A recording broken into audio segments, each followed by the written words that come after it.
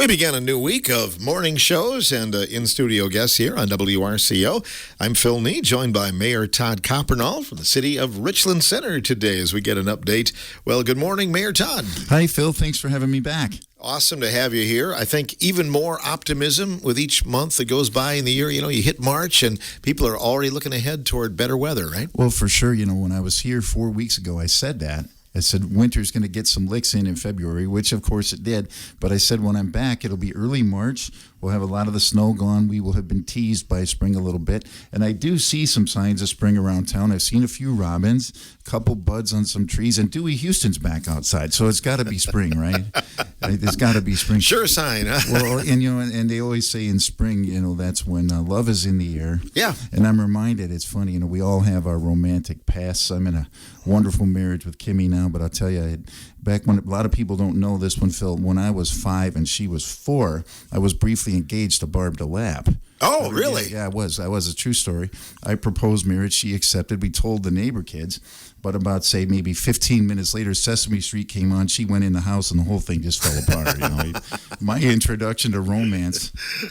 It's Mayor Todd's stand-up today. Yeah, there we go. There's the intro.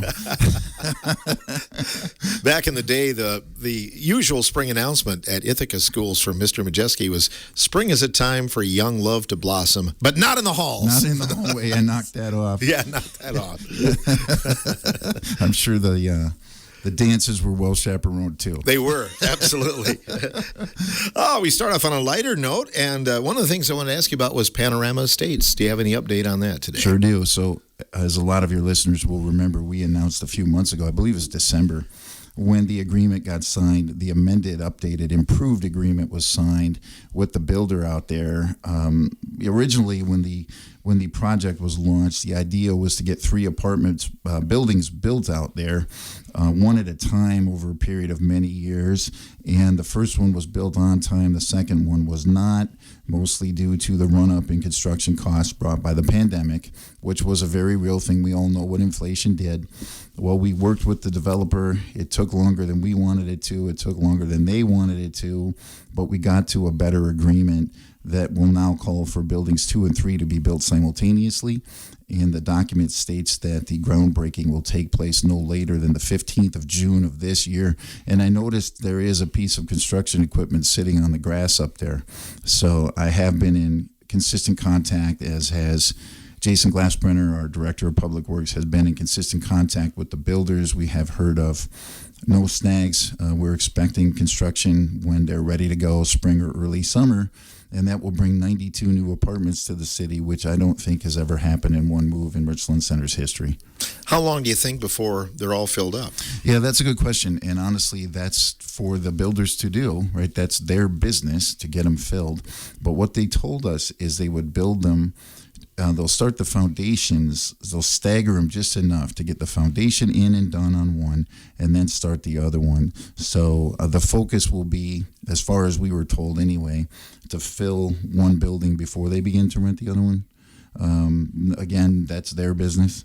I don't know what the rents will be. I don't know, those details. I think maybe at some point in the future, maybe we could bring somebody from the project down here once they've made, and for updates as the building's going on, because I know the public has a lot of interest there. We're excited about the agreement that's now in place. We all feel really good about it. It was a lot of work, and we're expecting a positive outcome for Richland Center. Possibly, if you get everybody moved in, and there are new families coming in, maybe you can change that population sign eventually, right? Well, yeah, if you think about it. So Richland Center has struggled through the years to grow population, and we all know that. And I think a lot of people miss some of the reasons why that's true. The first one that gets a little bit, it's kind of hidden because it didn't happen in one move. So they talk to me a lot of people do, well, we added all those houses in Wedgwood. We did, but we lost houses when Highway 14 was rerouted. We lost houses when the dike went in. We lost houses when the clinic moved up to the hospital. The net gain in houses, single-family houses in the city, is much smaller than I think most people think that it is. And also, we just know it's no different than anywhere else. Family sizes are much smaller than they once were, and you can see that in every school district you look at. I mean, so many closed elementary schools all around, certainly not just in the Richland district, they're all around. And just the smaller class sizes. My mother was just talking to me about that. She was an elementary school teacher at Riverdale, and she retired about 12 or 13 years ago now, and she was telling me how the class sizes have just continued to get smaller since she was done. So it's a challenge, but the biggest thing that's gotten in our way for population growth has been a lack of housing. We've got an awful lot of people who work their jobs in Richland Center but drive from somewhere else, and it was just availability of housing. So we've done a lot of work on that. We're meeting again today, in fact, with two people that have proposed a single-family housing development in town. I've mentioned them on the air a few times, Mike Lamont and Ellen Evans. They'll be down again today to City Hall to talk to us again on how that project's coming along, and we're very optimistic on that one too. You start to talk about 92 more apartments, and let's just round it off to 20 new houses, whatever the number ends up being. It's a lot of opportunity for people to live in our city who aren't here now. That in turn gets the attention of retail chains. They're looking for that, the signs of growth, the signs of effort from city government. Well, we've gotten attention in some fronts that we didn't have it, couldn't get it in the past, and working through that. And that answer is kind of the same answer. I don't live in Richland Center because I couldn't find the home I was looking for. I didn't build my business in Richland Center because I couldn't find the space to build or lease. And when I say that, people like to say to me, and they're well-intentioned, I get it. Well, why don't you put a bunch of stores at the campus property, or why don't you put them here or there? You need to understand this. Big chains, the kind of businesses that people ask for all the time, they start by looking at traffic count. It's the first thing they ask about, traffic count. And where is our biggest traffic count? It is from the Dragon Buffet, Walsh's area down to Walmart, and Do It Best down there. That stretch of Highway 14 East is where those chains typically want to locate. And if you look down there, there's not a lot of available land left, and the land that is there, when some of these companies have attempted to maybe negotiate a purchase price, some of the landowners have just refused. They just don't want to sell it. And it's just been a challenge. So what we're doing right now is we're working with a local landowner on potentially changing that. If you watch the agendas, there was an annexation that was recommended for approval, went through the Plan Commission last week and is on the City Council agenda tomorrow, which would bring a very significant parcel into the city that has never been in the city, which just makes it possible then for city utilities to be placed, and it just makes it so much more attractive to, for instance, retail. It doesn't just have to be that, but for instance, these major retail chains, and people ask me all the time, grocery store, clothing store, shoe store, things like that, and that's what I'm talking about. They're going to pick where they go. It's not just what town. Well, now what town is figured out, now where, because it's millions of dollars to open a new location, and they're not just going to go. They're going to go where they want to be, where they're comfortable building. And we've done a lot of work to try to make it easier for that to happen, and we're excited that we're on the cusp of that. Sounds like, that would be big news if you could. Do they look for an existing building when they're looking, or they just would rather have the land? Or? It depends on who it is. So there are chains that insist on building their own store, and they have the very specific specs. Take a look at Quick Trip. They have companies that build their stores for them. That's pretty much all they do, because they have so many stores. I think it's something like 850 Quick Trips now, something like that. So when one goes up, like when the one downtown here, they bought the land. They just did. They didn't ask the city for, buy this for me, do this or that. They bought the land, put up the store, and off they went. There's other stores that are like that too, that won't take public funding. Well, but then there's others who don't want the build. They don't want to own, they want to lease. So that's a mix. Some are looking for a place to lease, some are looking for a place to build. So then you get into how much involvement should the city have in trying to help a private property owner reach an agreement with a prospective tenant, for instance, or a prospective land buyer, because you have to remember you're talking about tax money no matter how you break it down. Some involvement, yes. How much? It just depends on the situation. And then who's on the line? And another possibility that's been floated to me is maybe somebody getting their hands on some of this land and building a commercial building for a business. Find them. Think of it this way: Ryan Jones built the building that now houses Dunkin', AT&T, and TriStar.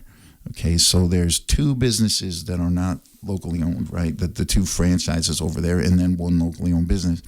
Well, without that building, they're not here. That's all there is to it. Where they got to have a home. You can't live here without a house. You can't have a business here without a building. Okay, so that got built and the tenants moved in. I've never asked Ryan if he had those tenants in tow before he built, but he's a smart businessman. It wouldn't surprise me. I'm just saying, build what you know you can fill and fill it up. So one idea would be for someone to build a commercial space and bring in a business that's not here now. I'd love to see that if it works out, but again, that takes the right players with the right money and the right land available. And we've put a tremendous amount of work into changing that to make it easier to build here.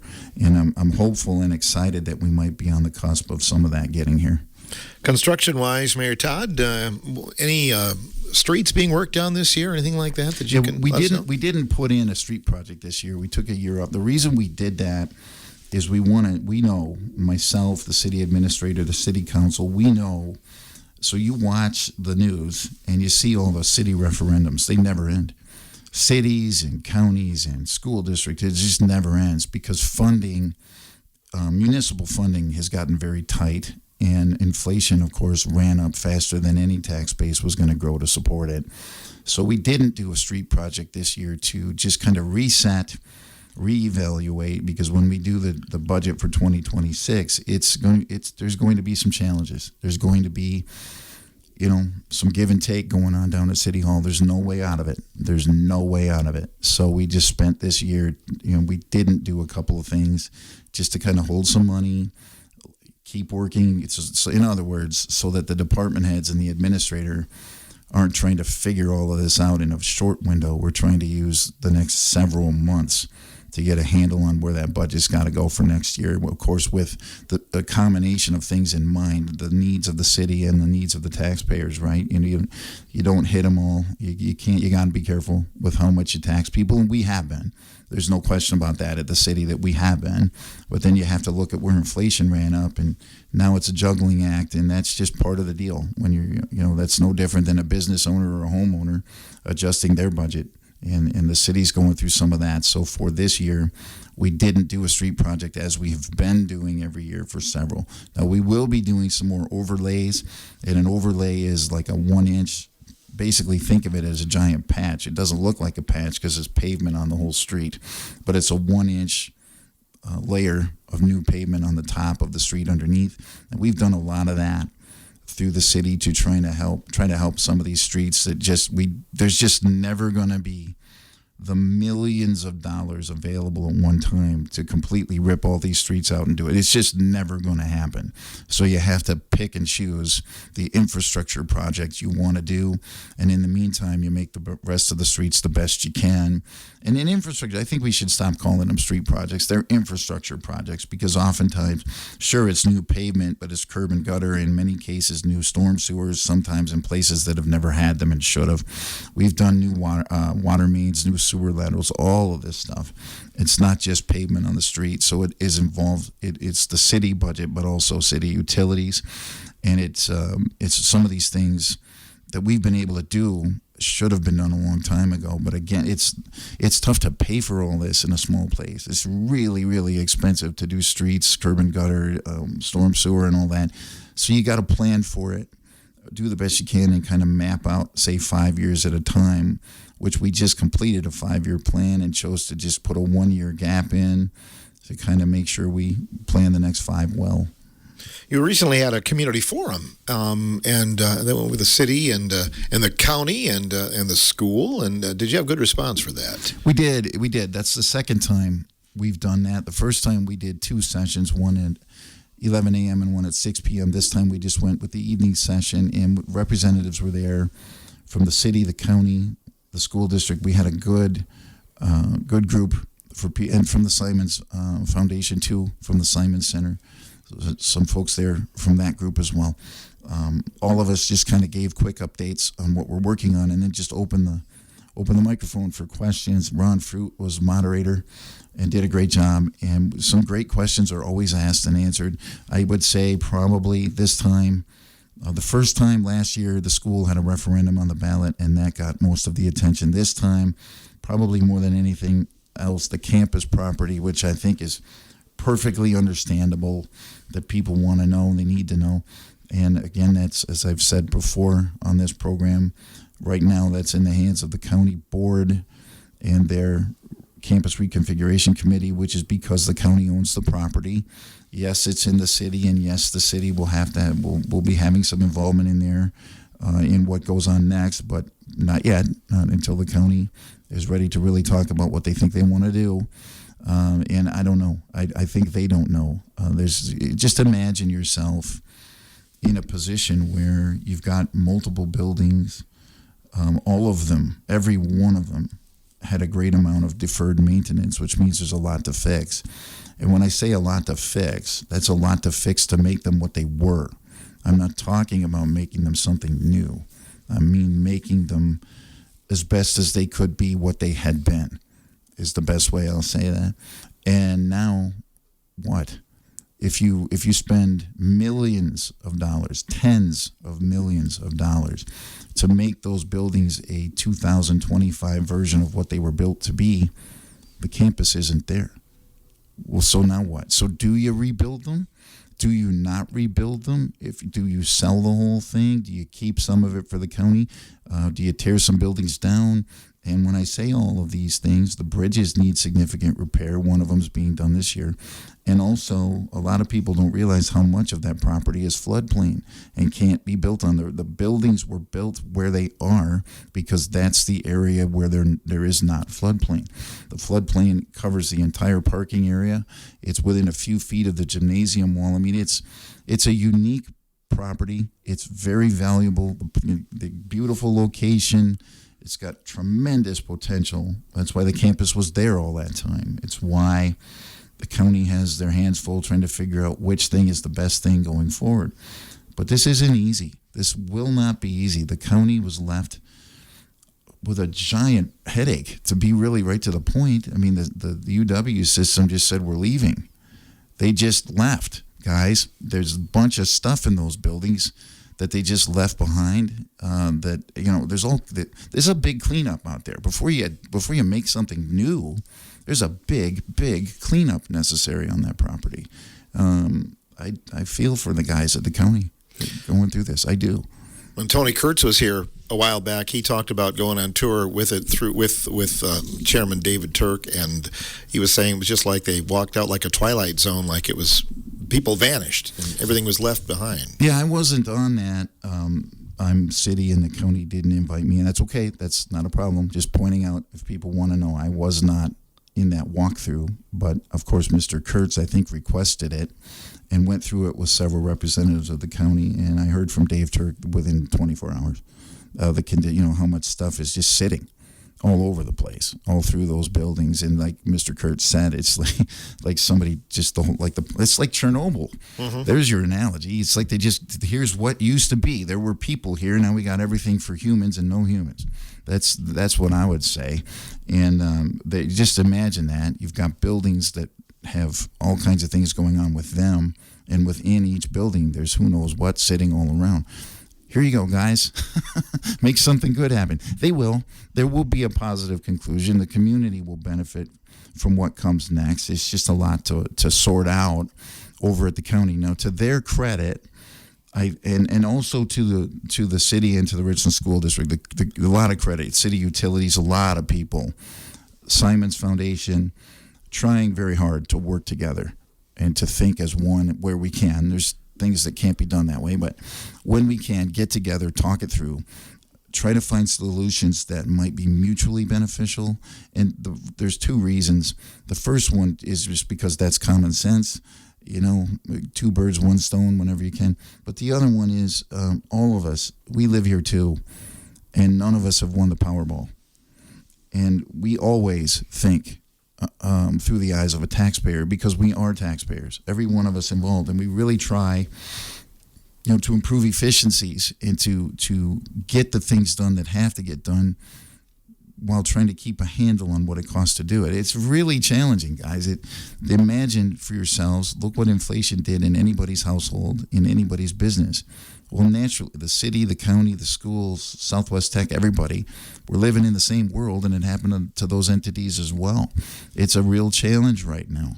But the people involved, both hired and elected at these publicly funded entities, are working very hard to collaborate whenever we can and find permanent solutions, not just a quick fix, but things that aren't just going to save money today, but that will make things hopefully less expensive and more efficient for everyone for years to come.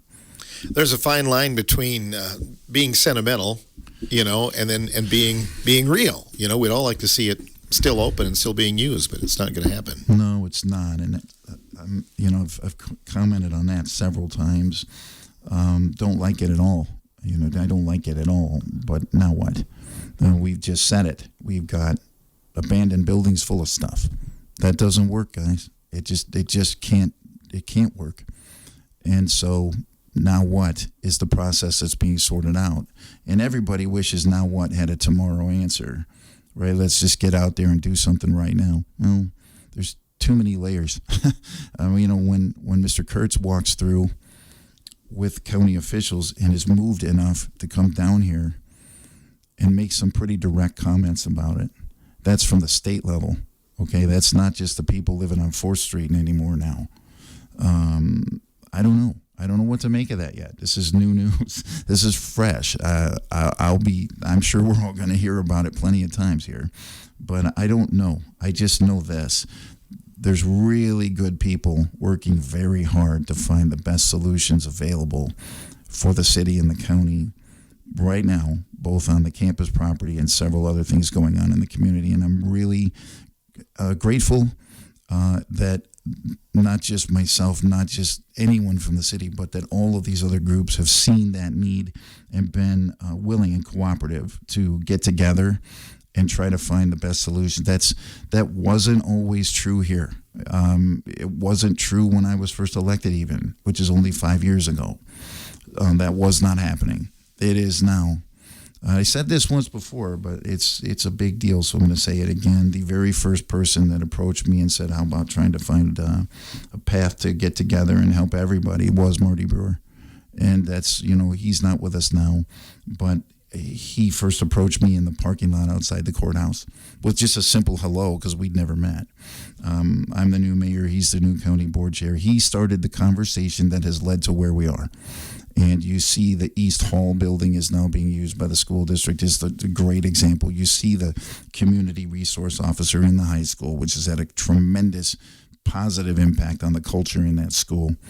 Well, those things are two very tangible examples of what can happen when a county board chair who just got appointed and the mayor who just got elected stop walking and look at each other and say hello. And so great credit goes to him. And then from that point forward to so many others, city administrator, there have been 2 county administrators are searching for the new one now.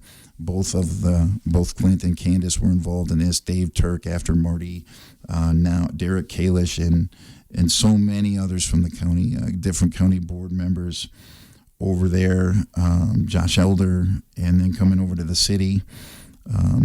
Ashley Oliphant, Jason Glassbrenner, with myself, several members of the city council, several people who work for city utilities involved in all this, and at the school district, Steve Board, Aaron Unbehan, Sheila Troxel, all these different people who have said we can do better. We really don't. We've got to do better.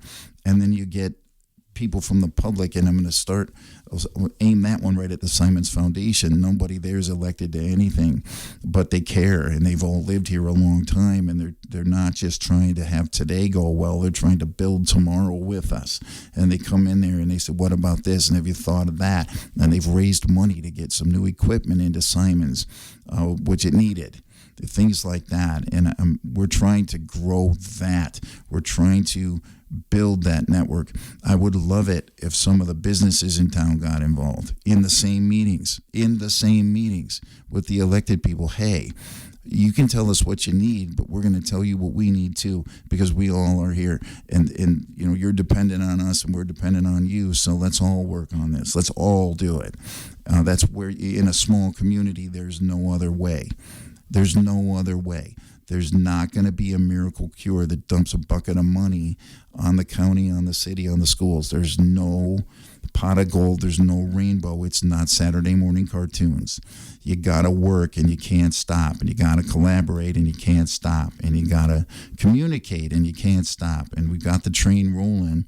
So to those of you listening to me, come on, man. Help us do it. Come on, help us do it. There's only 18,000 of us in our whole county, a whole county that's basically won a key. Come on, you guys. We can all do this. I know that a positive thing has come from the school district. Looks like they're possibly going to be able to use the gym in the future, and maybe the Simons Foundation working together too. That would be good to see that opened up again. Yeah, in my opinion, because of course the county owns that property, not the city, hence I have no authority there. I believe that'll happen. The details I don't know because they're not finalized. But I would bet, I'll put it this way, I would bet that both Simons and the school district get use of that gym at some point in the future. I don't want to say it with a finer point than that because I don't know more than that. I know there's interest from both Simons and the school district to have use of the gym. And I will say this right now. There's no way ever that this school district should be in a position of building a new gymnasium when there is a gymnasium right down the hill from the high school. So I will say this, figure it out, period. Figure it out, because this is silly. I mean, some of it's necessary because it's not small. There's a lot of entities involved, but come on now. I mean, they need gym space. It would obviously benefit Simons. The building's sitting there, so whatever has to get done, lock the door, order Chinese, sit down and figure it out. There you go. Mayor Todd Coppernoll on the morning show today. We'll have more in just a moment after this timeout.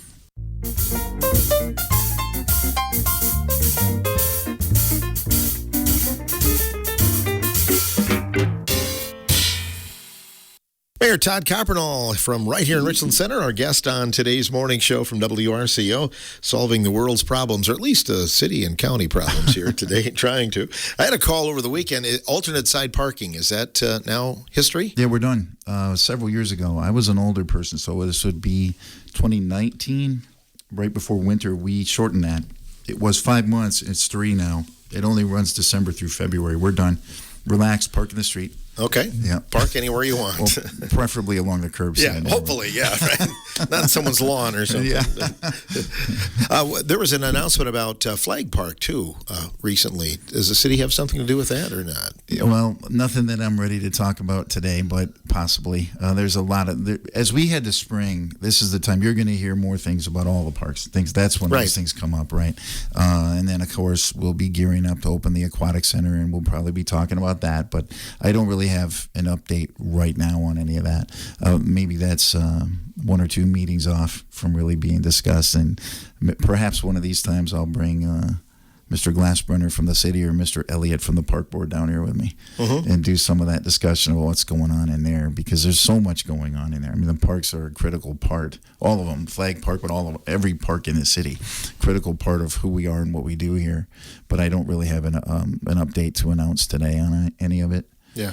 Crosscut Park gets used an awful lot, doesn't it? Tremendous amount. Critical resource for the city. Crosscut Park, North Park, all of the places, people, all of our trails that we've got so many of now that we didn't have when I was a kid, and they're everywhere now. And they get used too. It's great. I love to see all of that and people out there enjoying nature and the natural beauty of the Richland Center, Richland County area. Mm-hmm. Yeah. What else are we going to talk about? I know we had mentioned this off the air a little bit, but I don't think you have to worry about any hiring going on right now, too, right? City's in a good place right now. With staffing, yeah. We've got in recent months we added a full-time zoning person, which I honestly don't know the last time the city had a full-time person designated to zoning, and you could tell. That's not a knock at all on anyone who handled zoning for the city. They all had a lot of other responsibilities at the same time, in recent years anyway. And now we have a full-time person there. We've got some new office staff down there. We've got a new police officer. There's a new lead in city streets. So pretty much everything that we've been working through has been worked through on the personnel front for the city right now. I think that's true at utilities as well, at least as far as I can remember. And that situation is also going really well. The relationship between the utility commission, utility employees, city administration, all of that. Every month when the utility commission meets, which I'm a member of, I sit right next to Scott Saul, who's the president, and every month he comments on how proud he is of everybody for how things are running now in that regard as well. And I am too. I'm real happy with a lot of that. So yeah, right now things are pretty good that way. The airport at Sextonville, any updates there? I believe there's going to be some upgrades, right? Yeah, there will be, and there's a lot going on out there that Jason Glassbrenner's got his nose deep on. That should be its own show. Honestly, Phil, that should be its own show because there's a lot going on out there that, potential of that airport has never been fully realized. I think, it takes consistent attention, consistent effort to manage a resource like that. There's a lot goes on with an airport. It's not just there's the runway, there's the hangar, there's all kinds of stuff going on that have to be done, obviously for very good reason, state, federal regulations, things like that. But just what I'm looking at, and a lot of us are, including a lot of the pilots who frequent that airport, is sort of untapped potential and what might be possible out there. And so Jason is the director of public works, which means that's where that flows within the city government through the public works committee, and then into Jason's office. And I know several of the pilots who are frequent users of the Richland Center Airport have met with him. He's had a lot of time out on the airport grounds, kind of going over where we are, where we need to go, and working with the state on possibilities there. So sure, I believe there will be some nice upgrades coming out there. Exactly when, I have not been told yet, but that's because I'm not the one handling it. It will get to the city council and myself when it needs to. And then, of course, anything we do will be publicly announced. But we all think that we could make things, we could get more from our airport than we've been getting with some work and effort toward those things. So we're doing that. One of the things that I hear a lot about is, remember when they had a restaurant out there? Why don't they bring that back? I do remember when there was a cafe out there, and it would be great if they brought that back. Why not? That's a great idea, and there's a lot of other ones. I hear from Mike Kaufman a lot. My predecessor as mayor, who is flight instructor as well as a pilot, and he just loves our airport. It's just part of him, just like his arms and his legs. It really is, and he's so passionate about it, and several other pilots are too. And this, maybe that. Well, like everything else, every maybe costs money. So where do you find the money, and which things do you pursue in what order? It's no different than any other. Almost could be its own department within the city if you really wanted to go that far with it. Because there's just, think about it, multiple buildings and a runway and a fuel field out there. Some of that stuff wasn't there. When Mike was mayor, he fought to get the new terminal building, which is there. He fought to get the fuel out there, which is there. Mm-hmm. And it's just kind of, think of it this way. We had a pilot in the mayor's office who's also a flight instructor. Well, guess who's going to be a champion for the airport, right? Makes sense, doesn't it? So I love having the input from people like that who have the background and knowledge that I don't. I mean, I'm not a pilot, right? Well, so we've been smart enough to talk to some who are. And Jason's been working with a bunch of these people to try to find good possibilities for our airport. As far as the downtown, anything new in terms of things coming in or possible ribbon cuttings or anything like that? I don't know how much has been stated publicly, but I know that it went through the Plan Commission, so it's not a big secret. The old Gables restaurant across from Richland Family Restaurant, the McCarvels, Brian and Tony, and mostly Tony, Brian's a lot of sweat equity, but Tony's got a vision.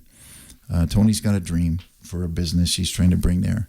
And the city's working with them, trying to help secure a grant that would help with the construction, the remodel that the building needs. The building is at least 90 years old, at least that, and it's the way Brian said it, maybe it was Tony, I'm sorry, I don't remember which one of them was speaking at this point, to the city council, is it's a tin building. Obviously not 100%, but it's not, it kind of is. The roof really kind of is that.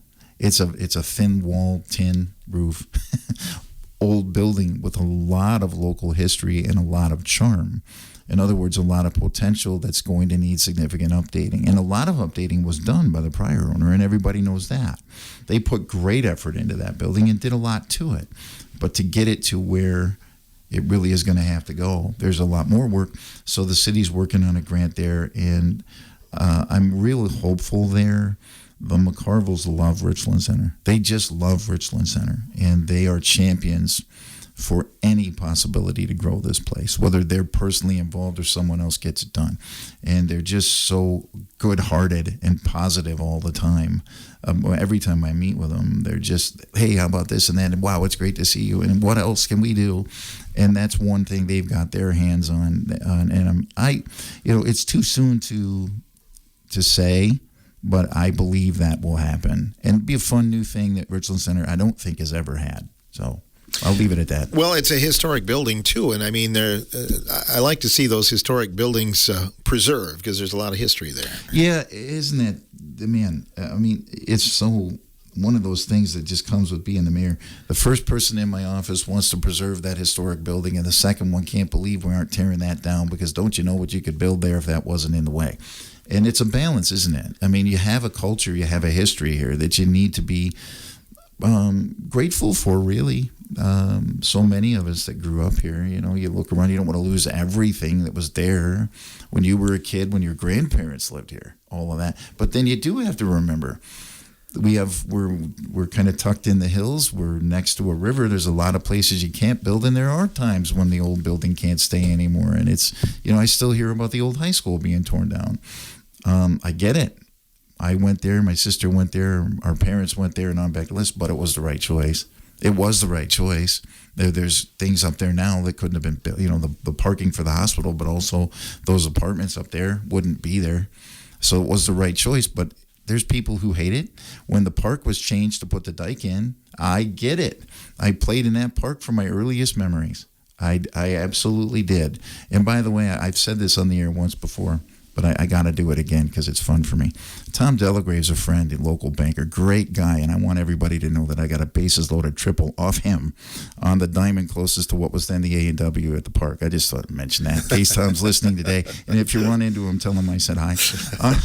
But so I just did that to point out how many of us have memories, whether it's swinging on the swings, sliding on the steel slides in shorts in the 70s, in the sun. Yep.